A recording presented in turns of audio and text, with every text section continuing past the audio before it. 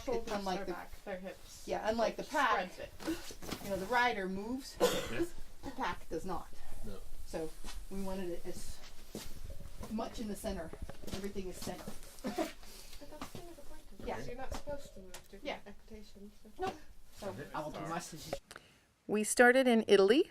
We flew into Milan and then bought horses from a butcher in Lombardia, and then rode in Italy in, where did we start? Brabia? Yeah. Brabia, and rode around Lake Maggiore, and then put the horses in a truck and trucked them over the San Bernardino Pass and began riding in Switzerland, and have been riding ever since.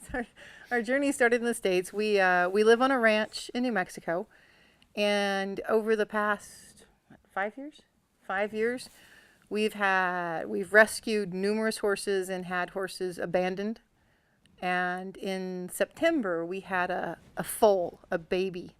She was between 5 and 10 days old, taken down to the river by our ranch and dumped so that, like garbage, so the coyotes would eat her.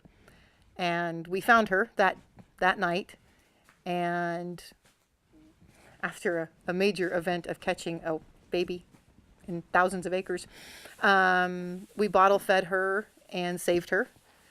And that was my call to action, as something had to change, something had to be done. People were literally throwing away babies, and we needed to do something. She graduated from high school in January, so we had from January until August, when she starts the university, to do something. So this is what we did. In the United States right now, the discussion about horses is all about slaughter. In the United States, we don't eat horses. We don't put horses in any dog food or zoo animals. Nothing eats a horse in the United States. But we export live horses to Canada and Mexico to be slaughtered. The export process is horrific. The horses endure great suffering to get outside of the borders to be slaughtered. And so there's two very large groups about reopening slaughter plants in the United States so horses won't have to be transported so far, or banning the export of horses so that horses won't be slaughtered at all. And no one wants to talk about the life of the horse. Right now it's all focused on the death of the horse. We wanted to talk about things we could do to make the life of the horse better, and not get caught in that discussion, because the two sides are so vocal and so polarized. We wanted to talk about what people who live with horses and run stables and horses are part of their world, what each of us can do to make the world for the horses a little better, the life of the horse. And part of that is discussing the death of the horse and what do we do at the end of their life. But that's not the whole focus. Why are babies being thrown away? What are we making too many? What can we do? And just challenging everyone in their world to just do something and make a commitment to do something a little better. Olivia was my horse chooser. Is that the right word? She was responsible for choosing the horses. She's going to study to be a veterinarian, and so her job was to physically look at the horses. They needed to be able physically to do this journey, and we wanted to show people that it didn't take a special horse. It didn't have to be people said you have to take Hoflingers on a big journey. You have to take saddlebreds on a big journey. You have to take, what else did they tell us? Standard breds and quarter horse. Everyone had an idea of what kind of horse had to be taken. We wanted to show that a horse, if it's healthy and physically able, walking 20 or 25 kilometers a day is not anything terribly difficult for a horse. And these horses that had all been thrown away for whatever reason were perfectly capable of doing something amazing.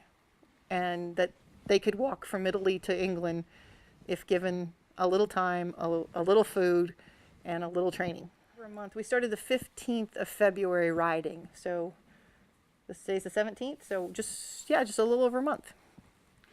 I think the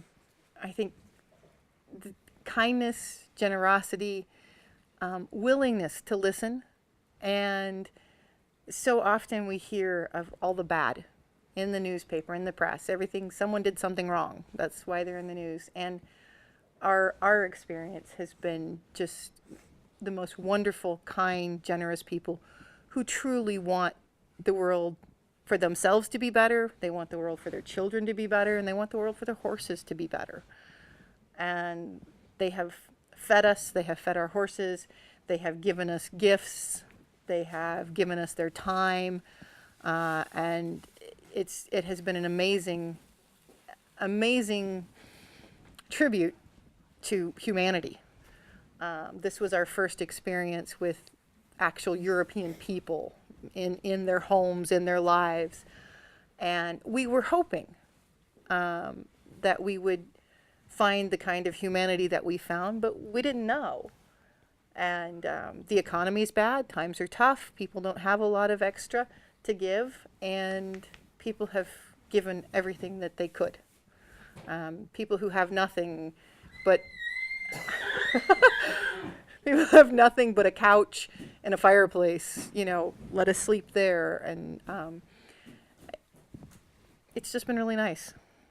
Hope and inspiration that if 2 American cowgirls can get 150 strangers, complete strangers, we don't know any of these people before we show up on their door, to take us in and to feed us and to feed our horses willingly, graciously, that together you can do this. Everyone, it's possible.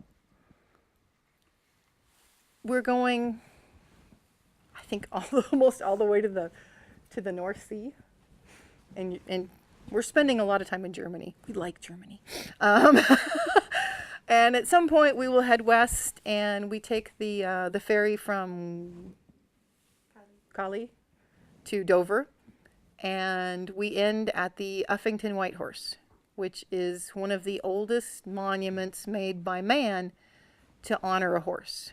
It's been around since the Bronze Age. No one knows exactly how long or who put it there, but it signifies how long our relationship with horses have been.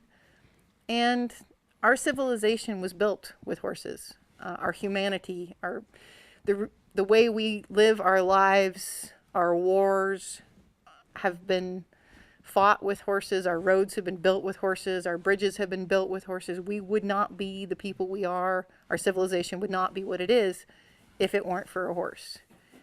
And I thought it was important to end somewhere to remind people of the length of this relationship, the importance of this relationship, and our responsibility that we have brought these animals into our lives. We expect them to do what we want, when we want, how we want. They carry us, they carry our children. That because of that, we should respect that. We should respect them and respect that relationship. Why are horses special to you? They mean everything. They mean everything. Your world is framed between their ears. Mm-hmm. Yeah. What do you get from Lollipop? Love? Love, respect. Yes. What have you learned from horses? Everything. Are you more self-confident? Yes. Are you stronger? Yes. I mean, what do you teach them? Do you just teach them to ride? Do you just teach them to do what you want them to do? Love and respect, I think. The same thing.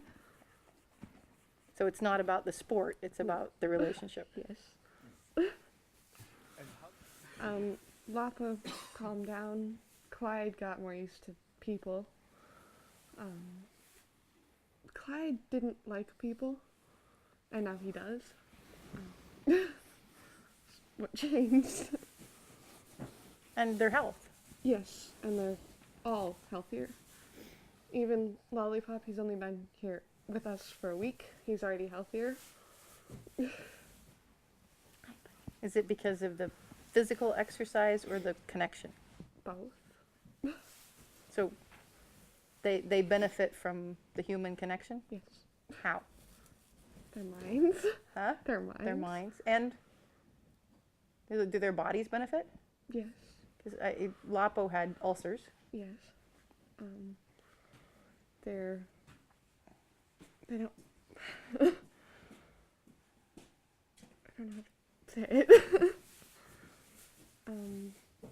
They don't hold any tension if they're with somebody they like. So they don't get sick to their stomach or